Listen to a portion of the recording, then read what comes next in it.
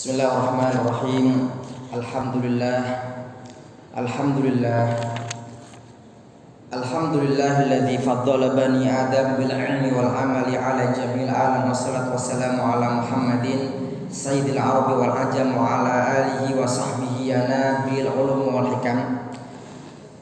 Subhanaka la ilma lana illa ma 'allamtana innaka antal alimul hakim. Rabbi shrah li sadri wa yassir li amri wahlul 'uqdatam min lisani yafqahu qawli.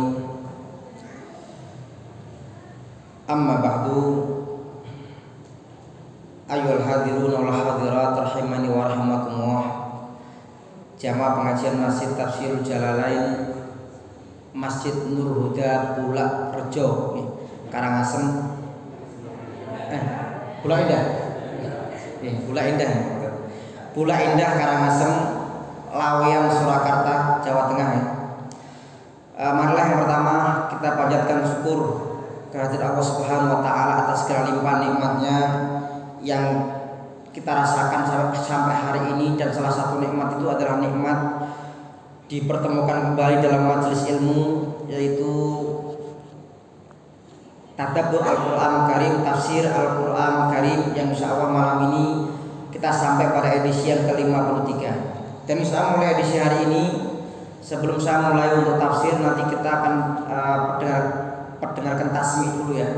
Mulai edisi ini sampai insyaallah Allah Subhanahu wa taala memberikan kesempatan sampai kapan alam bisawab.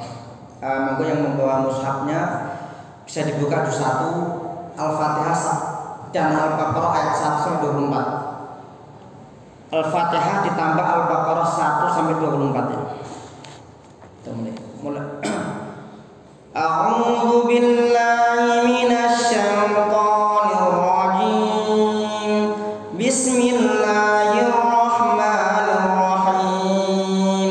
Alhamdulillahi rabbil alamin. Ar-Rahmanir Rahim. Maliki yaumiddin. Iyyaka na'budu wa iyyaka nasta'in. Ihdinas siratal mustaqim. Siratal ladzina an'amta 'alaihim ghairil maghdubi 'alaihim waladdallin. Bismillahirrahmanirrahim. Alif lam mim. Dzalikal kitabu la raiba fihi hudan lil muttaqin alladzina yu'minuna bil ghaibi wa yuqimunas salata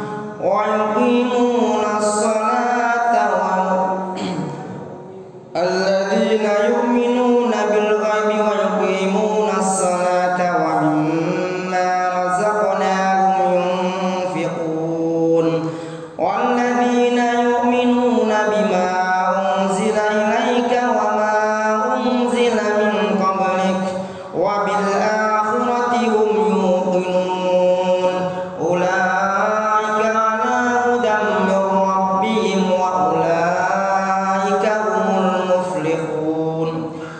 Innal ladzina kafaru sawa'un 'alaihim a anzartahum am lam tunzirhum la yu'minun. Khatamallahu 'ala qulubihim wa 'ala sam'ihim wa 'ala absarihim ghishawatun wa lahum 'adzabun 'adzim. Wa minan nasi man yaqulu amanna billahi wa bil yawmil akhir wa ma hum bimu'minin.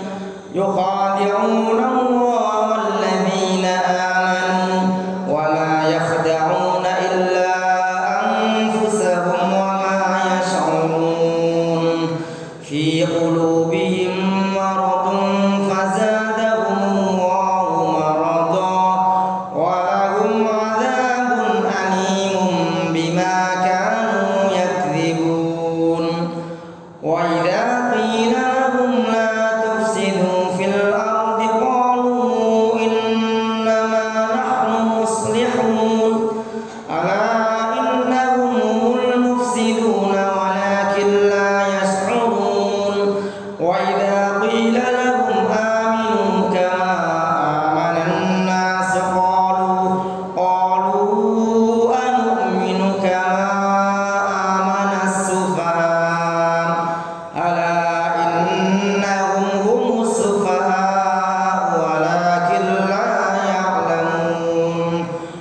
idza laqul ladzina amanu qalu amanna wa idza khalau ila syayatinihim qalu inna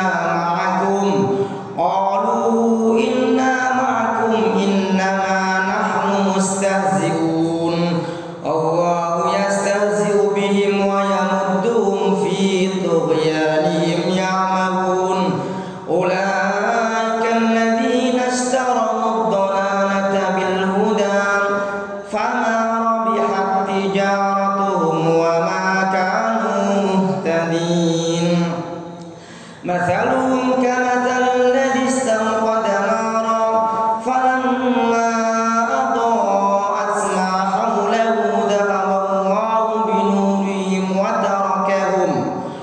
tarakahum fi dhulumatin la yubsirun summun bukmun umyun fahum la yarji'un aw kasayyibin minas samaa'i fihi dhulumatun wa ra'dun wa barq yaj'aluna asabi'ahum fi adhanihim minas sawa'iqi hadharal maut wallahu muhitun bil kafirin yakadul barqu yakhtafu absarahum kullama adaa'a lahum mashaw fihi wa idza adlama 'alayhim qamu walau syaa Allahu ladhaba bisam'ihim wa absarihim inna Allaha 'ala kulli syai'in qadir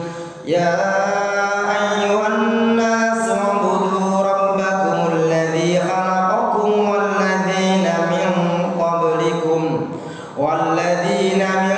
qablikum la'allakum tattaqun alladhi ja'ala lakumul arda firasyan was samaa'a binaa'an wa anzala minas samaa'i maa'an fa akhraja bihi minats thamarati rizqan lakum fala taj'alu lillahi andadan wa antum ta'lamun wa in kuntum fi raibin mimma nazzalna 'ala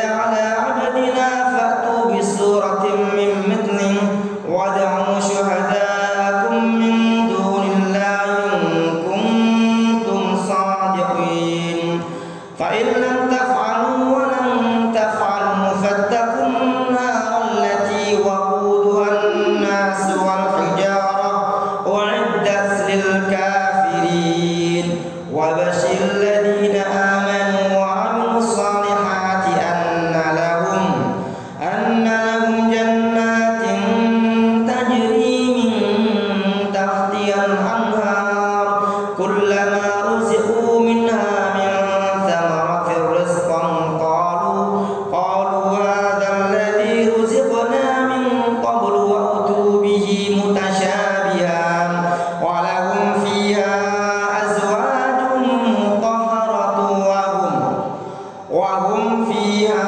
khalidun.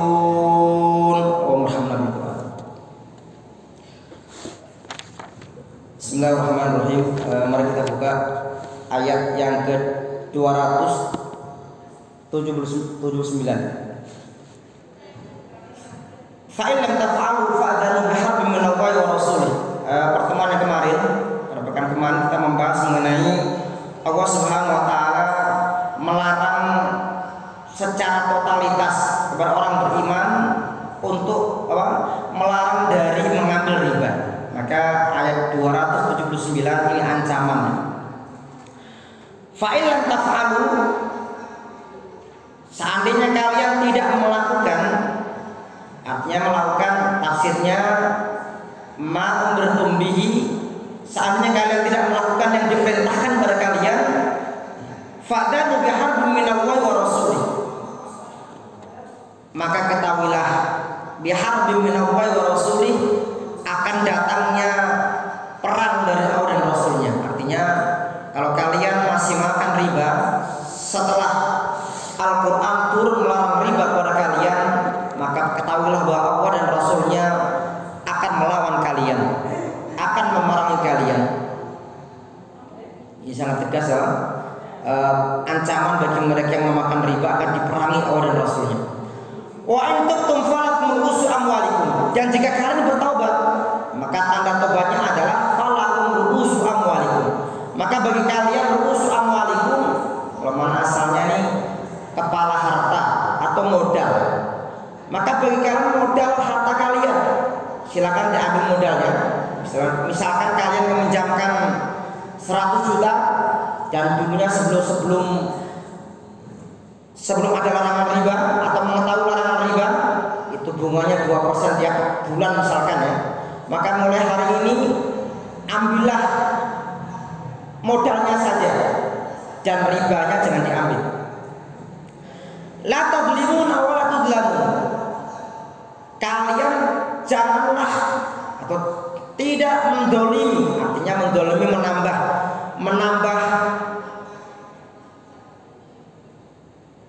pembayaran hutang ya. Jadi minta kepada yang hutang itu untuk menambahkan biaya hutangnya ya. Wala tudlamuna, dan kalian tidak akan didolimi. Misalkan kalian modalnya 100 juta ya, maka akan dikembalikan kalian sama 100 juta, tidak dikurangi, tidak didolimi ya. Ini ayat 279. Intinya dalam satu ayat ini penegasan tentang keharaman riba ya. Sangat tegas sekali. Ayat 280. Ada pertanyaan misalkan, bagaimana kalau seandainya ada seorang yang punya hutang, hutangnya sudah berlimpah ya, terjerat hutang banyak sekali, kemudian ia susah untuk membayar hutang, mungkin karena kondisi ekonomi yang reses ya, yang mengalami kondisi yang inflasi misalkan, semua barang-barang harganya mahal semuanya, ekonomi negara itu juga sedang mengalami penurunan. Apalagi kemarin itu hampir semua kejadian kita di Indonesia ini semuanya dikaitkan dengan perang Rusia. Tempe naik, perang Rusia Ukraina. Apa hubungannya dengan tempe? Minyak goreng naik, perang Ukraina. Semua disalahkan Ukraina. Kayaknya nih itu uniknya. Dan memang kalau membaca perkembangan yang terjadi, memang ketika Rusia menyerang Ukraina, itu stok Rusia ya, energi yang dikirimkan ke berbagai negara itu terhambat. Nah mungkin disitulah pintu ya. Ketika terhambat, kemudian barang menjadi langka, akhirnya semua menjadi mahal. Akhirnya tempe tahu mahal. Sekarang kan orang buat tempe itu aja, orang sering mengatakan kalau makan apa, yang makanan chicken itu ya, orang bilang ini makanan kota, padahal ayamnya dari Indonesia. Beda dengan tempe. Tempe itu kan orang bilang ini makanan desa, padahal itu impor, kedelainya impor. Harusnya yang makanan internasional itu tempe malah. Banyak impor dia. Kebalik dia. Kemudian bagaimana kalau orang punya hutang kemudian susah membayar? Maka Al-Quran Karim memberikan berbagai pintu solusi ya. Pertama adalah dengan cara, misalkan dalam pembahasan mengenai zakat. Nanti kita akan bahas di juz 10 surah At-Taubah ya, membahas mengenai tentang golongan yang menerima zakat ya. Di antaranya adalah wal gharimin, orang-orang yang berhutang. Jadi orang yang berhutang itu mereka kalau sudah menumpuk dan susah ya, itu mereka bisa meminta zakat ya, atau mereka berhak menerima zakat karena termasuk golongan yang berhak mendapatkan zakat. Ini orang yang hutang ya. Tapi hutang yang benar-benar ya, bukan seperti di Indonesia. Indonesia itu banyak orang-orang kaya, hartanya 5 triliun, hutangnya lebih banyak, 7 triliun misalkan. Jadi hutangnya dia kelihatan punya uang di bank banyak, tapi hutangnya melebihi semua itu. Maka saya sering mengatakan orang kaya itu orang yang punya uang miliaran, orang yang punya uang triliunan, atau orang yang nggak punya hutang. Ada orang yang uangnya 5 miliar, hutangnya 7 miliar, min 2 miliar. Ya mending punya uang 200 ribu ya, nggak punya hutang, beda. Ya. Itu yang pertama zakat. Yang kedua, ada solusi yang lain adalah Islam memberikan solusi, yaitu ketika seorang punya hutang kemudian susah membayarnya, maka bagi orang yang memiliki piutang, artinya menghutangkan uangnya, dia bisa memberikan atau membebaskan hutang itu untuk memudahkan. Karena melihat ini kira-kira orang-orang tipe orang kayak gini, kalau saya kasih hutang berapapun susah dia membayar. Bagaimana membayar? Pekerjaannya seperti itu. Makanya seorang mengatakan udah nggak usah bayar, ambil aja buat kebutuhan Anda dan sekeluarga. Tetapi memang lebih bijak lagi kalau misalkan kita memberikan uang itu diberikan tapi untuk modal. Kita kasih pancingnya, bukan kita kasih ikan. Kalau kita kasih ikan dimakan akan habis. Kalau kasih pancing, ini ada uang 10 juta, nggak usah, ini bukan utang, ambil aja, silakan untuk dibuat modal kamu berdagang, dagang pakaian atau apa terserah. Yang penting itu sebagai modal. Maka Quran mengatakan wa in kana dzu usratin, dan seandainya dzu usratin, maksudnya kalau seandainya beban itu berat ya, susah, kesulitan menimpa seorang yang punya banyak hutang, fanadhiratun, maka bagi kalian nadhiratun ila maisarah. Ini solusi yang kedua apa? Kalau orang punya hutang, dia kelihatan di waktu tempohnya nggak bisa bayar hutang, maka fanadhiratun ila maisarah, diberikan, dimundurkan ya, ila maisarah, menuju jalan kemudahan. Artinya misalkan bulan Desember ini harus melunasi hutang, kelihatan masih susah ya, karena mungkin ekonomi juga belum bergerak membaik. Dikasih kesempatan, dah saya kasih waktu 6 bulan lagi nggak apa-apa, sampai nunggu ekonomi membaik.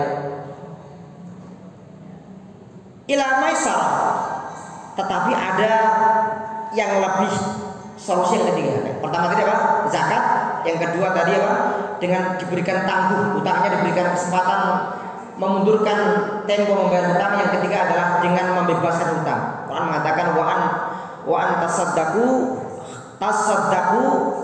khairul lakum in kuntum ta'lamun. Ada dua riwayat ya, ada yang membaca tasaddaqu, ada yang wa an tasaddaqu tanpa tasdid. Artinya sama intinya, dan kalian hendaklah bersedekah. Ini maksudnya bersedekah kepada orang yang kesulitan dengan membebaskan hutangnya. Tafsirnya anta tasaddaqu al mu'sir bil ibra, ya, kalian mensedekahkan dengan membebaskan hutang itu kepada orang yang kesulitan. Khairul lakum in kuntum ta'lamun, engkau mensedekahkan itu baik bagi kalian, in kuntum ta'lamuna, jika kalian orang yang mengetahui. Tapi ini susah ya, ketika orang memberikan pinjaman hutang pada orang lain, kemudian ia sampai membebaskan, itu hanya orang-orang yang punya hati yang istimewa yang bisa seperti itu. Kenapa? Karena seorang bagaimanapun tentu punya kebutuhan kepada harta. Tetapi ketika seorang ya, dia kemudian mengalahkan egonya, mengalahkan keakuannya, maka ia kemudian lebih memperhatikan orang lain atau sesama. Dia melihat orang saudara saya ini susah sekali ya. Jangankan, ini saya punya contoh di tetangga saya di Gerobokan ya, dilalah ya. Ada seorang keluarga ya, yang perempuan, suami istri, yang istri itu dulu di pasar, dilalah itu di pasar, kemudian setelah itu udah gak kerja di pasar, usia semakin menua ya, semakin tua, kemudian di atas 60 tahun. Kalau dulu tiap hari ke pasar ya, atau seminggu itu 4 kali ya, kalau hari Kliwon libur ya, kan di pasar kamu. Suaminya itu dulu seorang kepala dusun, kemudian setelah itu pensiun. Setelah itu di masa-masa transisi itu 2 kali mencalonkan sebagai lurah. Dan banyak yang tahu ya, pasti semua tahu ya. Kalau di Jawa Tengah itu daerah kabupaten yang lurahnya bener-bener tanpa uang ada nggak? Ada. Kalau di sini ada ya, kalian di Karangasem free tanpa uang. Di sana itu luar biasa. Yang kalah itu bisa hampir 1 M. Tadi yang tetangga saya di Gerobokan itu udah hampir 1 M itu masih kalah. 2 kali kalah kemudian terkena stroke. Itu yang kedua. Yang ketiga, dilalah tuh anaknya perempuan yang dulu menikah ya, kemudian yang suaminya itu ikut bantu biaya 2 kali dalam pilkades, kemudian kalah, kemudian bercerai. Ujian bertubi-tubi ya. Betapa susahnya ini. Ketika kita melihat bagaimana kondisi seorang seperti itu, barangkali misalkan ya ada seorang yang pernah punya pinjaman ke seorang seperti itu, ya melihat betapa susahnya dia membayar, mungkin ya solusi zakat kalau nggak bisa diberikan waktu ya, kalau nggak bisa ya dibebaskan. Dan orang yang membebaskan hutang seorang itu mendapatkan balasan di hadapan Allah Subhanahu wa taala, ya di hadapan Allah Subhanahu wa taala. Dan Rasul mengatakan dalam sebuah hadis ya, man andara muksiran, barang siapa yang memberi waktu tenggang, jeda pada orang yang kesulitan, awadha anhu, atau menghapuskan hutangnya, artinya meletakkan hutang darinya, adzallahu Allahu fi dhilli, Allah akan memberikan naungan dia dalam naungannya, yauma la dhilla illa dhilluh, hari ketika tidak ada naungan kecuali naungan Allah Subhanahu wa taala. Ini hadis dalam riwayat Muslim. Jadi orang yang memberikan kesempatan orang membayar hutang atau sampai derajat membebaskan hutang misalkan, karena sudah gak mungkin dia membayar ya, maka ia diberikan naungan di hadapan Allah Subhanahu wa taala ketika tidak ada naungan kecuali naungan di hari kiamat nanti. Ini salah satu keutamaannya seorang yang memiliki kepedulian kepada saudara yang sedang kesusahan. Kemudian selanjutnya, wattaqu yawman turja'una fihi ila Allah, dan kalian bertakwalah, takutlah pada hari turja'una, ketika kalian dikembalikan, fihi, di dalam hari itu, kembalikan ila Allah, kepada Allah Subhanahu wa taala. Ini dalam Al-Qur'an Karim ya, kita banyak menemukan kalimat yang wattaqu. Bahkan di sana ada kalimat ya ayyuhalladzina amanu taqullah, wahai orang beriman bertakwa kepada Allah. Banyak Al-Qur'an Karim ya ayyuhalladzina amanu taqullah, orang yang beriman takwa kepada Allah. Di sana setelah iman maka ada perintah bertakwa, dan memang antara keduanya, iman dan takwa itu dua hal yang saling menyempurnakan. Orang mengatakan bahwa iman adalah ketika seorang meyakini dalam hati, kemudian mengucapkan dengan lisan, kemudian menyempurnakan dengan amal-amal ketaatan, itu iman. Jadi iman itu nggak cukup dengan ucapan. Maka ada namanya sekte Al-Karamiyah dari Mu'tazilah, dia mengatakan iman itu ucapan. Iman bukan hanya ucapan. Kalau iman itu hanya ucapan saja, maka orang munafik itu beriman. Orang munafik itu iman juga, karena mereka mengatakan amanah, tapi hati mereka nggak beriman. Iman bukan hanya masalah di hati saja. Kalau iman itu hanya di hati saja dan tidak ada melafazkan, mengucapkan amanah, maka belum sempurna. Dan begitu juga iman tidak cukup hanya dengan amal saja. Orang munafik itu juga amal, mereka juga zikir, tetapi zikirnya terbatas, sedikit. Orang munafik juga mereka sholat, tetapi sholatnya bermalas-malasan. Orang munafik juga zakat, tetapi zakatnya terpaksa. Jadi orang munafik itu mereka juga perang, tapi perangnya ingin dikatakan orang yang memberani. Orang munafik juga membaca Quran, tapi mereka membaca Quran apa? Dan yang mereka baca hanya keluar dari mulut mereka. Itu yang dikatakan Rasulullah yang pernah mengatakan, nanti kalian akan menemukan sekelompok manusia yang kalian dibanding ibadah mereka itu gak ada apa-apanya, tetapi mereka itu keluar dari agama seperti keluarnya panah dari busurnya. Kebalik ya? Busur di panahnya kebalik. Itu isyarat orang-orang Khawarij ya. Orang Khawarij itu kan mereka di zaman Utsman memberontak, di zaman Ali memberontak ya. Maka suatu ketika orang-orang Khawarij pernah datang kepada Ali bin Abi Thalib. Ali, kenapa dulu di zaman Abu Bakar keadaan negara kita aman, kekhilafan aman ya. Di zaman Umar 6 tahun pertama aman. Di zaman Utsman mulai banyak kekacauan.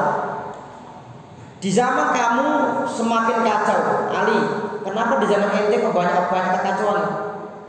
Nggak seperti zaman dulu, zaman Abu Bakar, Umar, Utsman yang awal-awal mereka mayoritas aman. Di zamanmu kok banyak kekacauan ada di negeri kita ini. Ali bin Abi Thalib mengatakan, dan saya mengutip dari kitab Abdurrahman Ibn Khaldun yang Muqaddimah Ibn Khaldun, di sana dikatakan bahwa Ali mengatakan dengan jawaban yang sangat tegas, wahai fulan, kamu harus tahu, ketika Abu Bakar, Umar, Utsman menjadi seorang khalifah, pemimpin, kamu harus tahu yang dipimpin itu orang-orangnya itu paling kayak saya ini, mantan. Ya. Saya jadi pemimpin, orangnya seperti kamu ini banyak menentang. Makanya itulah kenapa dalam sebuah kepemimpinan sebuah negara, masyarakat, kampung, sampai RT sekalipun ya, maka selama seorang pemimpin tidak memerintahkan maksiat, maka di sana ada as-sam wa ta'ah, mendengar dan taat kepada perintah pemimpin. Kecuali illa ayyumara bimaksiatin, ya. Kecuali ketika diperintahkan ke dalam maksiat, maka tidak ada yang namanya ketaatan. Ya. Kembali ke tadi, wattaqu ya man turja'una fi Allah. Sementara takwa adalah sebuah kata yang kalau kita membaca dalam beberapa definisi ya, banyak definisi takwa itu. Ada yang mengatakan takwa secara umum adalah mengerjakan segala perintah dan meninggalkan segala larangan. Ada sebuah ungkapan yang lain, takwa adalah ketika seorang berhati-hati dalam dunia, seperti orang yang berjalan di atas tanah yang ada durinya, dia berjalan hati-hati. Demikian juga takwa, dia akan berjalan dengan hati-hati.